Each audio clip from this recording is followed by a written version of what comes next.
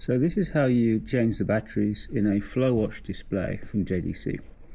There are 3 screws and you need to use a cross-headed screwdriver bit. I've undone 2 screws already. This is the 3rd one.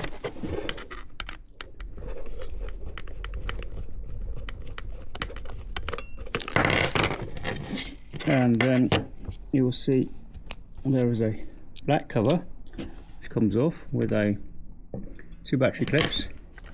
Take out the batteries like that, and then you put back cover and you replace the screws.